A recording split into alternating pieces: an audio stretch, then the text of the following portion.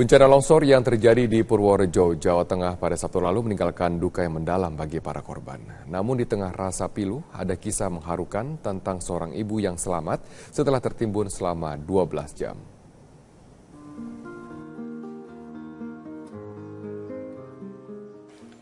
Riza Oktavi Nugraheni, warga desa Donoranti, Kecamatan Purworejo tak menyangka Sabtu petang lalu akan terjadi musibah yang begitu dahsyat bagi ia dan tetangganya.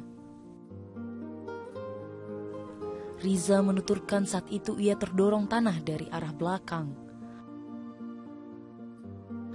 Untuk beberapa saat, Riza masih mendengar anaknya menangis, namun kesadarannya yang tidak stabil membuatnya beberapa kali pingsan dan kemudian sadar lagi. Kala itu Riza hanya pasrah menunggu pertolongan setelah 12 jam tertimbun longsor.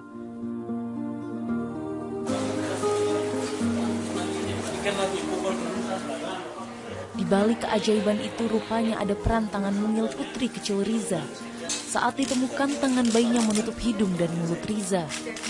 Namun sayang, sang buah hatinya yang baru berumur 16 bulan telah meninggal dunia dalam pelukannya. Pas udah ketutup semua, udah nggak tahu apa-apa itu, anak saya masih nangis. Masih dengar suara anak saya nangis beberapa kali. Cuma ya nggak bisa ngapa-ngapain, cuma saya dorong-dorong, saya teriak-teriak. Anak sendiri pas ketemu posisi di atas saya dan tangannya nutupin hidung saya. Jadi kenapa saya masih bisa nafas? Karena lumpur sama air nggak masuk. Karena tangan anak saya yang numpang di hidung saya itu.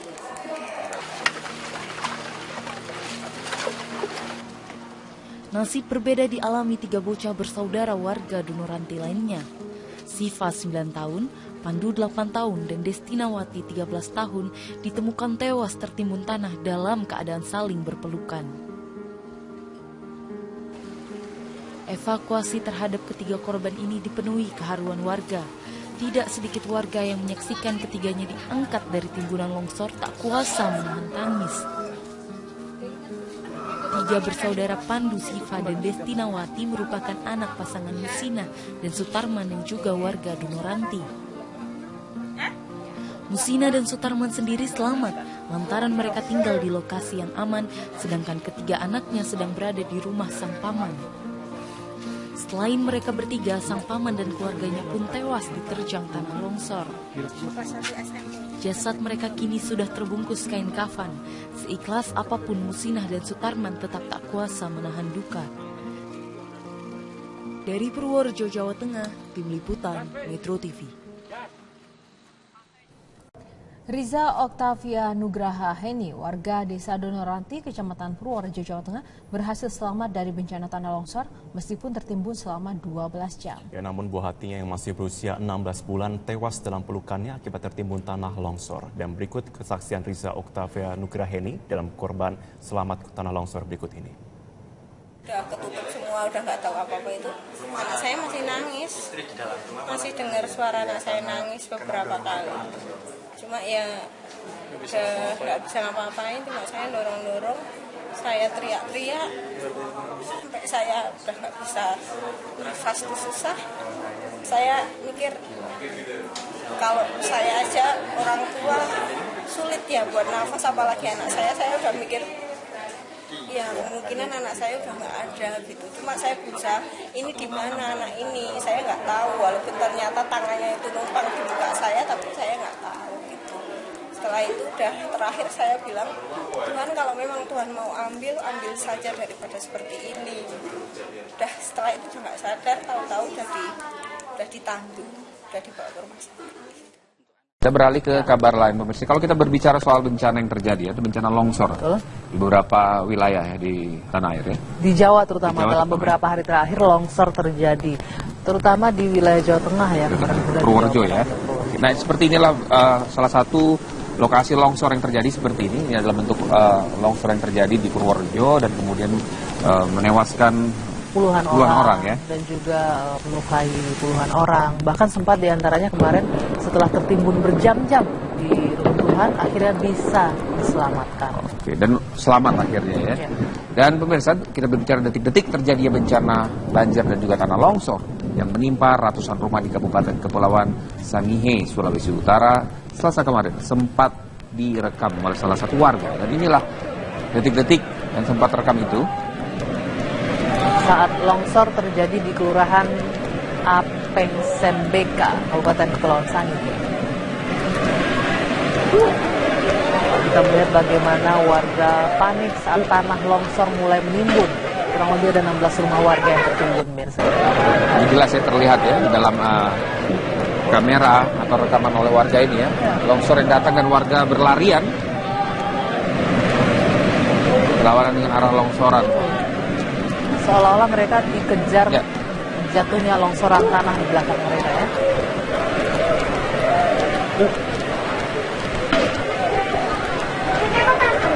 Ini juga berkaitan dengan cuaca buruk ya, yang ekstrim terjadi ya, hujan deras terus menerus ya. Banjir, longsor. Longsor. Ini ada 3 orang pemirsa yang hilang dalam bencana banjir bandang. Nah, banjir bandang ini juga melanda sejumlah wilayah.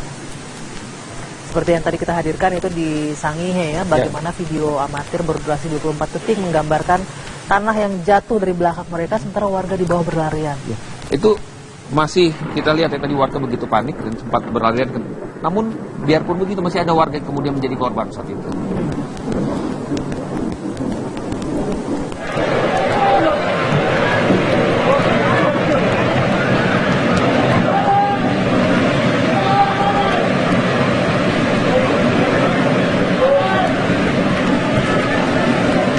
Inilah detik-detik terjadinya tanah longsor di Kelurahan Apeng Sembeka, Kabupaten Sangihe, Sulawesi Utara pada Selasa pagi. Tanah longsor dan juga banjir melanda setelah hujan beserta angin kencang menerjang sejumlah wilayah Sangihe sejak Minggu malam. Akibatnya, 120 rumah rusak parah, sementara sejumlah warga masih dinyatakan hilang. Kejadian kemarin bukan hanya di Sangihe, tetapi di Sekaro dan di Minahasa Selatan, namun yang terparah di 2 kabupaten kepulauan ini. Yang paling parah lagi di Kabupaten Sangihe. Akibat bencana banjir dan longsor ini ada 5 warga yang korban dinyatakan hilang, tapi ternyata tadi pagi 2 sudah ditemukan, 1 tewas, 1 selamat, dan 3 masih dalam pencarian. Pencarian pun kini masih dilakukan dengan peralatan seadanya. Setidaknya ada 4 kelurahan yang mengalami banjir dan longsor, yakni Kelurahan Apeng Sembeka, Kelurahan Tapuang, Kelurahan Mahena, dan Kelurahan Kalongan. Selain korban tewas dan luka, sekitar 400 warga kini terpaksa mengungsi. Dari Sangihe, Sulawesi Utara, Marwan Dias Aswan, TV One mengabarkan.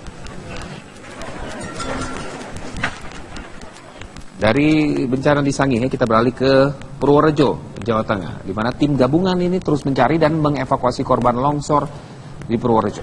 Ini diperkirakan pemirsa masih ada 7 korban yang belum ditemukan. Ke-7 korban yang belum ditemukan ini adalah 4 diantaranya tertimbun di Desa Caok dan 3 lainnya di Desa Donorati. Untuk memperlancar proses pencarian dan evakuasi, tim kembali menerjunkan anjing pelacak dan 4 alat berat berupa eskavator. Sementara itu tim DVI berusaha mengidentifikasi 2 jenazah pria yang ditemukan Selasa kemarin. Informasi cuaca hari ini di lokasi cukup cerah sehingga memudahkan proses evakuasi dari tim SAR yang bekerja.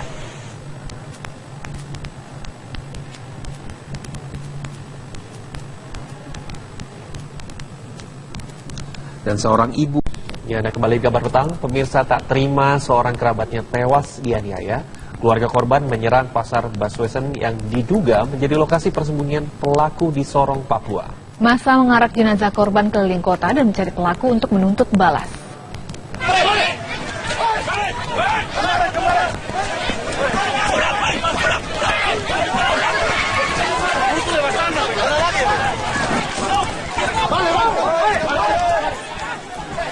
Polisi menghalau ratusan warga yang berniat membuat kerusakan untuk menuntut balas kematian salah satu kerabat mereka di kawasan Pasar Boswesen, Kota Sorong, Papua. Masa marah setelah Said Adone, seorang penjual ikan, diduga tewas dianiaya seorang preman pasar berinisial FF. Beruntung aksi massa dapat diredam pihak Brimob dari Polres Papua.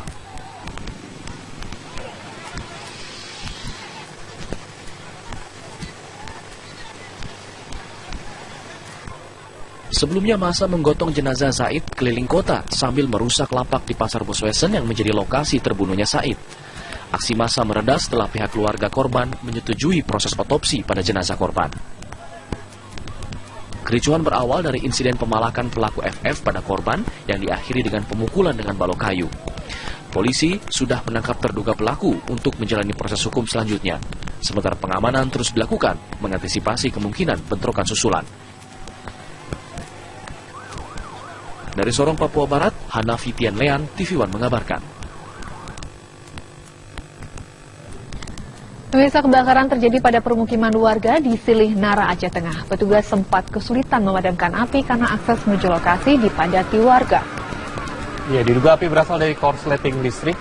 Api kemudian langsung membesar dari salah satu dapur rumah warga yang sempat membuat warga panik dan berhamburan menyelamatkan diri. Api juga cepat menghanguskan rumah karena rumah sebagian besar ini terbuat dari papan. 8 unit mobil pemadam diturunkan untuk memadamkan api dan saat api padam 7 rumah sudah habis terbakar. Tidak ada korban jiwa dalam kebakaran ini.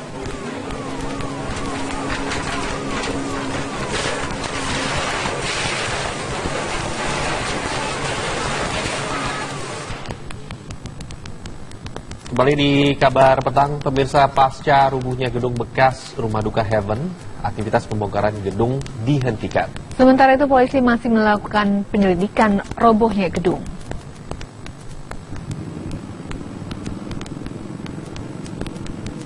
Sehari setelah robohnya gedung bekas Rumah Duka Heaven di Jakarta Utara, semua aktivitas pembongkaran gedung dihentikan. Polisi memasang garis polisi dan melarang pihak-pihak yang tidak berkepentingan masuk ke lokasi. Hingga saat ini, polisi belum menyimpulkan penyebab robohnya gedung 9 lantai itu. Polisi masih melakukan penyelidikan dan memeriksa sejumlah saksi. Sementara itu, sejumlah saksi mengatakan pemborong pembongkaran gedung bekerja tidak profesional. Saya juga kurang begitu paham, kok bisa begini kejadiannya. Kenapa yang semestinya berjalan bagus, pembangunannya, pembongkarannya, kenapa bisa seperti ini? Saya juga kurang tahu. Ya kan, ada apa? Sebenarnya saya juga kurang tahu juga. Yang jelas, memang ini pemborong yang amatir, tidak sesuai dengan ritual yang ada di sini gitu kan. Tidak ada omongan, tidak ada apa-apa. Kerja juga nggak pakai safety, apa segala, sembarangan lah. Gedung yang berdiri di atas tanah lebih dari 3.000 meter persegi ini dibongkar sejak 2 bulan lalu. Namun, pembongkaran kerap dihentikan dengan alasan yang tidak jelas. Proses pembongkaran juga dilakukan secara serampangan. Hal ini sempat menimbulkan protes dari warga dan penghuni gedung di sekitarnya. Dari Jakarta, Regina Indriani, Rashid Hartadi, TV One mengabarkan.